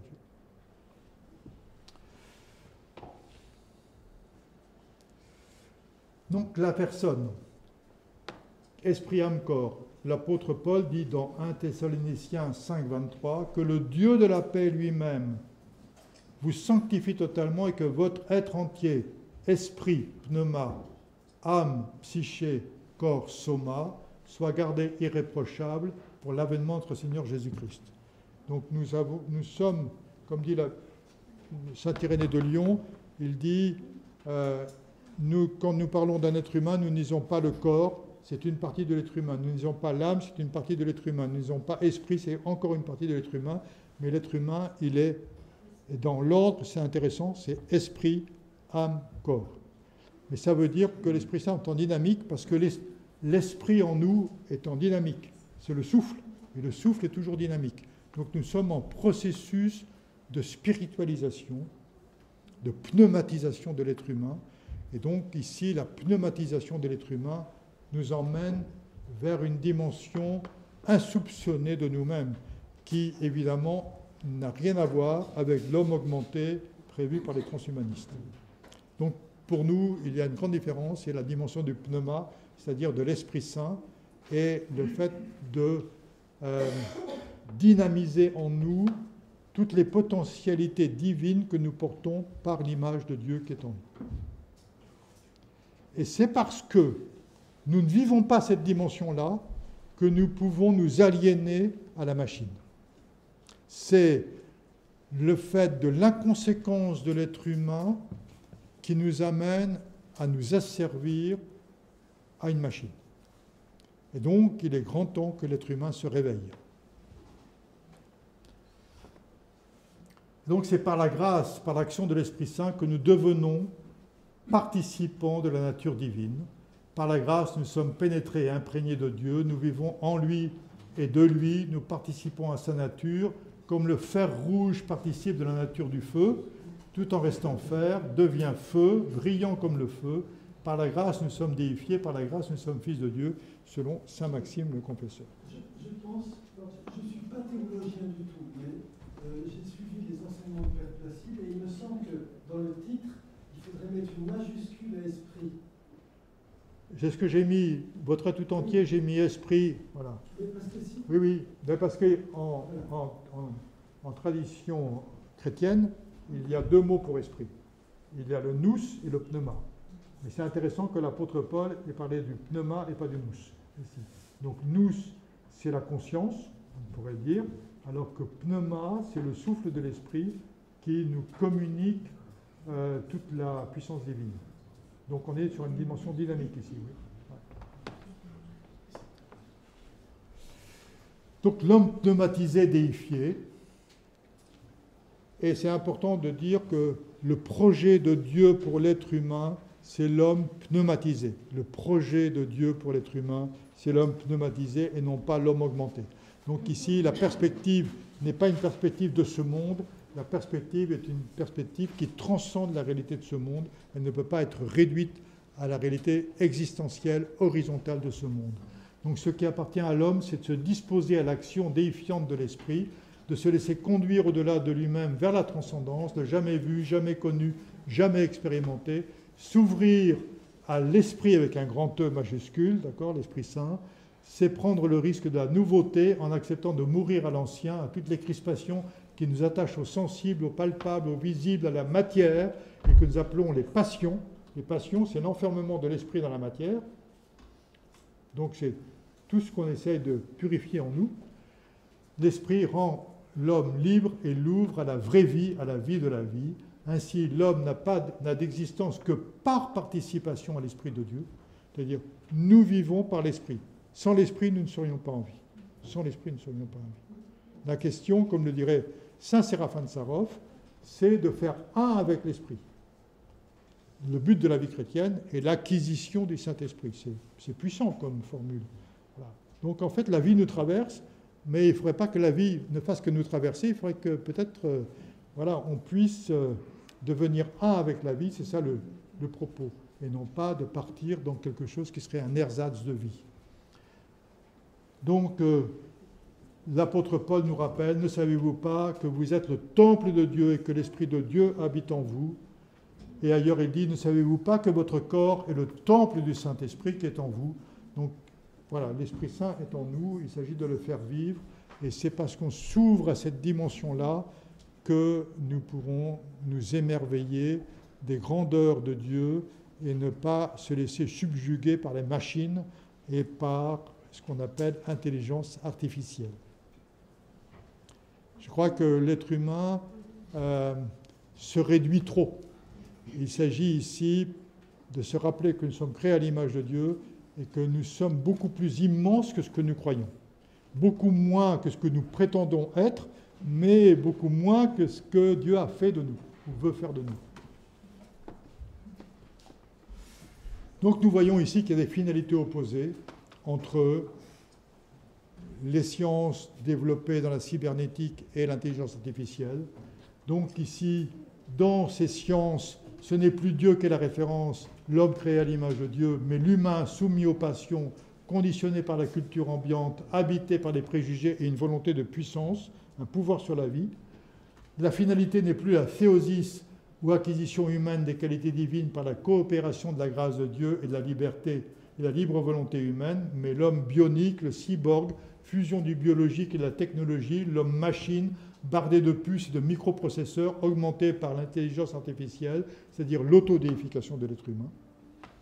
Ce ne serait plus un humain, mais un représentant numérique de la post-humanité, affirme le bien-aimé et regretté le père Jean Boboc dans son ouvrage sur le transhumanisme.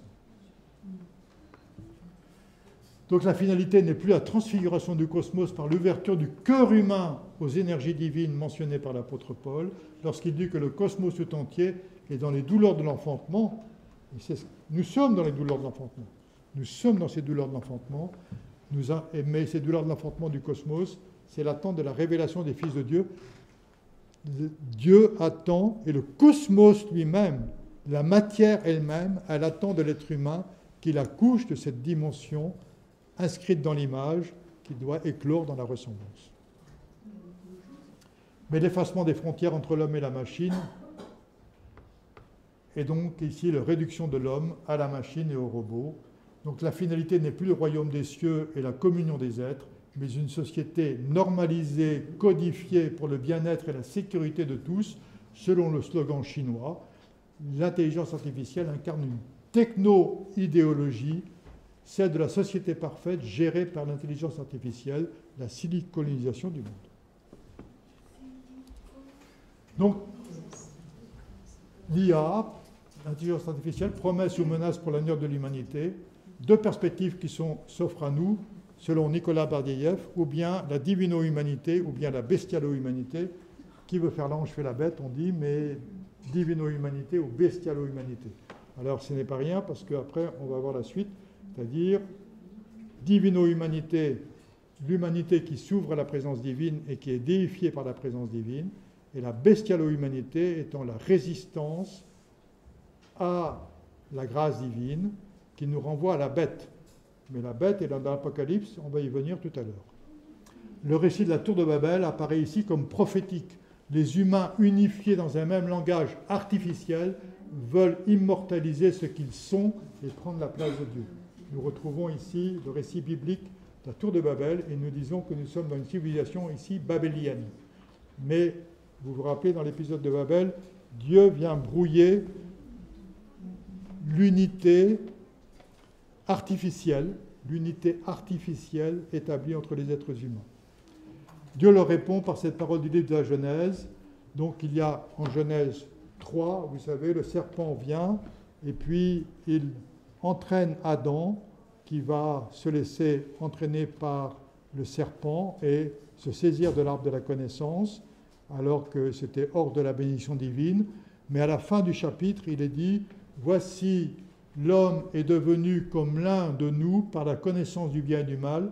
Empêchons-le maintenant d'avancer la main, de se saisir de l'arbre de vie et de rester indéfiniment dans les temps, c'est-à-dire de s'engendrer dans une immortalité selon le monde. » Empêchons-le. Donc moi je pense, je peux vous livrer des choses comme cela, je pense qu'il y aura un coup d'arrêt. Il va y avoir quelque chose qui va être une impossibilité. Je ne crains pas du tout le transhumanisme parce que je pense que c'est quelque chose qui ne pourra pas advenir. Vraiment, je pense. En tout cas, il y a des phrases comme ça qui peuvent nous le dire. Donc, revenons ici. Le serpent au paradis a proposé à Adam de devenir comme Dieu. Et Stéphane a aussi souligné ce « comme Dieu » hier dans son exposé, « comme Dieu ». Eh bien, il est intéressant de noter qu'en hébreu, la formule « comme Dieu », soit « que Elohim », signifie mettre la main sur Dieu, autrement dit, récupérer la création, récupérer le pouvoir de la création, récupérer les puissances divines pour soi, sans Dieu. Et ce « que Elohim » a pour valeur 666. Vous savez, chaque mot chaque lettre hébraïque a un nombre correspondant. Eh bien, si on fait le total de Elohim, ça fait 646, plus le Kaf qui fait 20, ça fait 666. Et donc nous sommes dans le 666, le nombre de la bête dont il est dit dans le livre d'Apocalypse au chapitre 13 qu'elle exerçait toute autorité, qu'elle opérait des grands prodiges, même jusqu'à faire descendre du feu du ciel sur la terre, et elle séduisait les habitants de la terre. Elle fit que tous ceux qui n'adorèrent pas l'image de la bête furent tués. Et elle fit que tous, grands, petits et grands, riches et pauvres, libres et esclaves, reçussent une marque sur leur main droite ou sur leur front, et que personne ne put acheter ni vendre sans avoir la marque, le nom de la bête ou le nombre de son nom. C'est ici la sagesse, que celui qui a de l'intelligence calcule le nombre de la bête. C'est un nombre d'hommes, et son nombre est 666. Quand même, on doit écouter la Bible, hein. Il y a des choses à entendre là. Des choses à entendre. Alors maintenant, pourquoi c'est un nombre d'hommes? Allons un peu plus loin, pourquoi c'est un nombre d'hommes? En hébreu, la lettre qui désigne l'être humain est le vav de valeur 6. Ce vav est soit la conjonction de coordination et, soit signifie la répétition. Intéressant. C'est-à-dire que l'être humain peut être une conjonction de coordination. Il est quoi? Il est conjonction de coordination entre le ciel et la terre. Conjonction de coordination entre Dieu et le cosmos. Ou s'il ne fait pas cette conjonction de coordination, il est la répétition de la partie animale de lui-même. Il est dans la dimension animale avec le prolongement qui est la bête de l'Apocalypse. Vous voyez ça? Donc ça veut dire que si on n'entre pas dans une coopération divino-humaine, nous basculons, comme l'a dit Nicolas Vadiev, dans la bestialo-humanité. Donc c'est intéressant. Donc nous pouvons soit nous verticaliser dans une conjonction de coordination avec Dieu, et c'est toute l'ascension humaine, ou bien alors nous pouvons être dans un processus de répétition des mécanismes existentiels. Et donc l'intelligence artificielle superficielle est évidemment dans cette répétition et n'a rien à voir avec l'intelligence spirituelle, qui est intelligence dans l'amour ou intelligence du cœur. Donc il y a soit la relation directe avec Dieu qui est plus intime à nous-mêmes que nous-mêmes et tout autre, ou bien la relation avec des écrans interposés qui font écran avec la réalité. Mais c'est intéressant l'écran, c'est-à-dire c'est en même temps ce qui relie et ce qui fait obstacle. Donc il y a ici quelque chose qui est une interface, mais c'est quoi l'interface? Et donc ça retrouve ici l'arbre de la vie et l'arbre de la connaissance. Vous savez, Dieu avait béni, il avait mis l'arbre de la vie au milieu du jardin, et Adam pouvait manger de tous les arbres du jardin, sauf d'un. Alors pourquoi l'arbre de la connaissance n'avait pas été béni? Et le serpent dit, mais c'est parce que Dieu ne veut pas que l'être humain acquiert la connaissance. Mais ça veut dire que le serpent est en train de nous dire que Dieu n'est pas amour, qu'il se réserve la connaissance et qu'il ne veut pas la partager avec l'être humain. Mais c'est un mensonge, puisque Dieu veut des dieux. Dieu veut des dieux. Dieu veut que nous devenions participants. Il veut pas. Donc il est en train de fausser les choses. Il y a une perversion. C'est est-ce que Dieu t'a vraiment dit que? Il y a ici une perversion et un mensonge. Et donc c'est ce mensonge-là qui engendre le fait que Adam va transgresser l'ordre divin et passer par la connaissance pour aller vers la vie, ou le passer par la vie pour aller vers la connaissance. Donc ça veut dire quoi?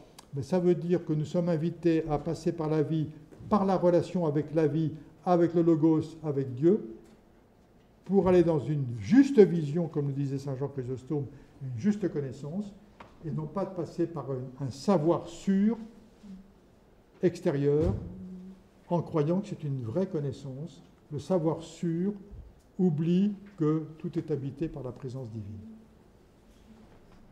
Donc l'enjeu, c'est l'accomplissement spirituel de l'être humain. Je crois que cet enjeu n'est pas moins que cela.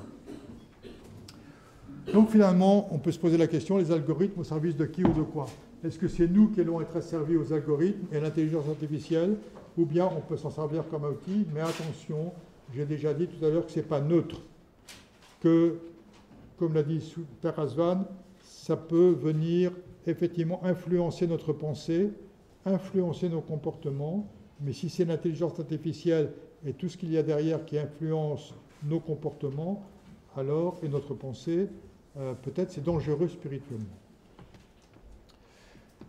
Et qui peut contester que l'abus du numérique conduit à s'y perdre?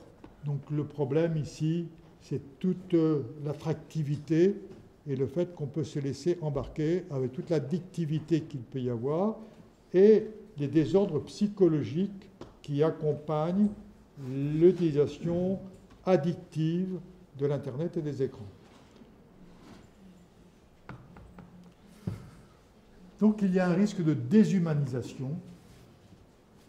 L'artificiel n'est qu'une simulation du réel, mais pas d'existence en soi. Cela nous invite à réinvestir notre humanité, plus encore notre intériorité, nous rappelant que le royaume des cieux est au-dedans de nous. Et ça rappelle ce qu'avait souligné saint Augustin au IVe siècle déjà, cité de Dieu, cité des hommes. Et donc nous voyons ici le monde virtuel, le monde réel, le monde de Dieu, le monde fabriqué par l'être humain. Et nous avons cette articulation qui est proposée. L'enjeu est anthropologique et plus encore eschatologique. Donc, ici, j'en arrive à la conclusion de ce processus. Excusez-moi, je vous ai un peu baladé comme ça, mais je voulais tirer un fil pour avoir une cohérence de l'ensemble. Donc maintenant, ça signifie quoi être sauvé? Comme on dit, le Christ est venu nous amener le salut. Mais c'est quoi ce salut? Qu'est-ce que ça veut dire être sauvé? Ça veut dire quoi être sauvé? En fait, Dieu a tout créé par amour. Et il a créé l'être humain pour qu'il devienne participant de la vie divine. Autrement dit, qu'il entre en communion avec Dieu. Le salut, c'est l'avènement de chaque personne en tant qu'elle s'épanouit dans l'amour, c'est-à-dire dans la communion. Donc en fait, ce salut, il passe par la relation à celui qui se donne à chaque instant. Dieu se donne à chaque instant et il attend notre réciprocité. Dieu se donne à chaque instant et il attend notre réciprocité. Et donc le salut, il est dans le fait de dire oui, comme Marie a dit oui, de dire oui à Dieu pour entrer dans, je dirais, cette expansion de l'être humain vers l'ouverture infinie de commencement en commencement par des commencements qui n'auront jamais de fin de la réalité divine, ouverture sur l'infini. Donc ici, tout un cheminement de libération intérieure. Ce mouvement de libération intérieure, il est raconté dans le récit biblique. Le récit biblique, c'est le récit des Hébreux qui sont conduits en Égypte en terre d'exil et qui sont réduits en esclavage et qui vont sortir de la terre d'exil en esclavage pour aller vers la terre promise qui est une terre de liberté. C'est tout le processus ici qui suppose effectivement un affranchissement de tous les conditionnements et de tous les déterminismes. En fait, l'avènement de la personne, c'est quoi? C'est l'avènement, la révélation de ce qui est déjà inscrit en nous, mais qui est tellement enfermé par les conditionnements et les déterminismes qu'elle n'arrive pas à s'exprimer pleinement.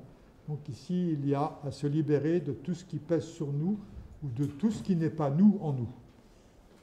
S'affranchir de tout ce qui n'est pas nous en nous, autrement dit, d'aller vers, de devenir le fruit de la parole que Dieu a, le fruit de la parole que Dieu a prononcée pour nous de toute éternité. Donc ici, l'être humain est un être pour la liberté, et s'il est un être pour la liberté, alors il doit se soustraire à toute emprise du monde, à toute colonisation du monde. Et la meilleure manière de se soustraire à toute colonisation du monde, c'est l'intériorité. Donc qui dit spiritualité dit intériorité. Le royaume des cieux est au-dedans de nous.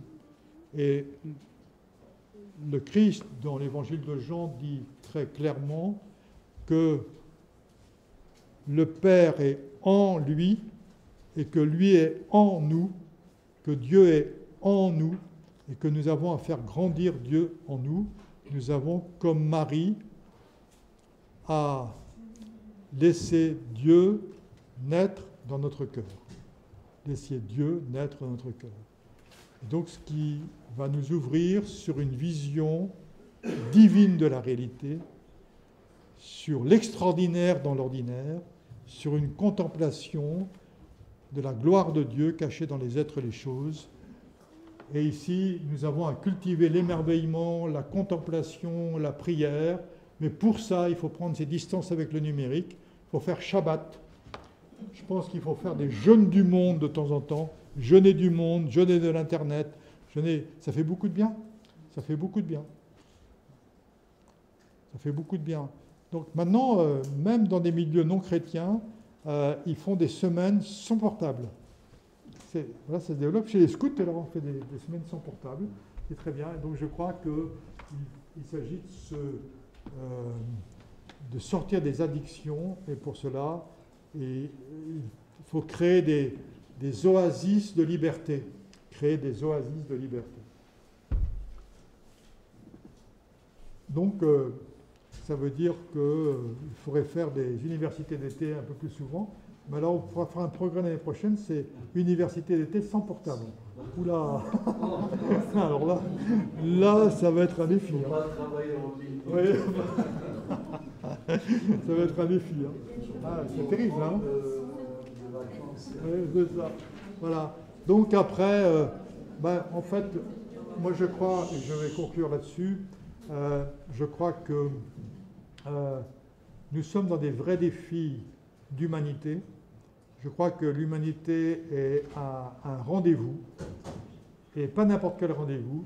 Je pense qu'elle a rendez-vous avec elle-même et finalement avec Dieu, et que nous n'avons pas à rater ce rendez-vous, et que nous avons à nous disposer pour ce rendez-vous-là, ce qui veut dire prendre des temps de retraite, prendre des temps de Shabbat, prendre des temps loin de l'influence de l'Internet, et puis, très important, favoriser la fraternité, favoriser l'entraide, favoriser la solidarité. Autrement dit, qu'est-ce qui va nous sauver de l'artificiel? C'est l'humanisation de la société et l'humanisation de l'humain. Donc moi je crois que l'urgence, c'est l'humanisation de l'humain. Je ne dis même pas spiritualisation, je dis l'humanisation de l'humain. Devenir un humain, quand on dit celui-là il est vraiment humain, ça signifie qu'il a des qualités de tendresse, des qualités d'accueil, des qualités relationnelles, etc. Nous avons à développer.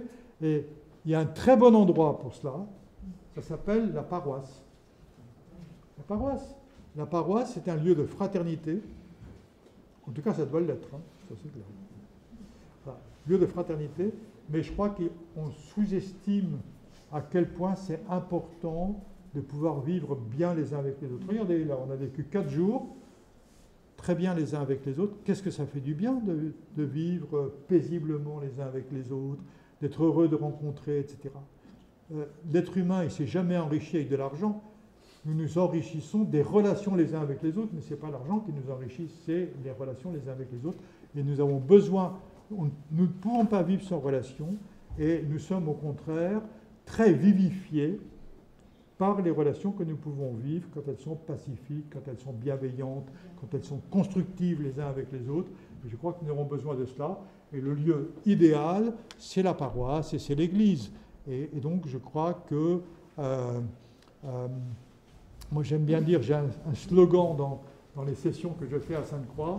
Je leur dis, voilà, le projet spirituel que propose le Christ dans les évangiles, c'est de devenir pleinement vivant, pleinement aimant, pleinement conscient et pleinement libre. Est-ce qu'il y en a qui ne sont pas d'accord? Tout le monde est d'accord. Tout le monde est d'accord. Bon, maintenant, il faut y aller.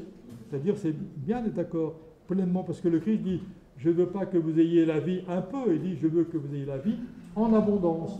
Je ne veux pas que vous vous aimiez un peu, mais que vous aimiez pleinement. Tu aimeras ton Dieu de tout ton cœur, toute ton âme, toutes tes forces. Ce n'est pas un petit peu, c'est beaucoup. Donc, en fait, qu'est-ce qu'on peut faire de mieux que d'apprendre à aimer, que d'apprendre à vivre pleinement, que d'apprendre à être dans l'ouverture de conscience et à exercer notre liberté. Je crois qu'il n'y a rien de mieux.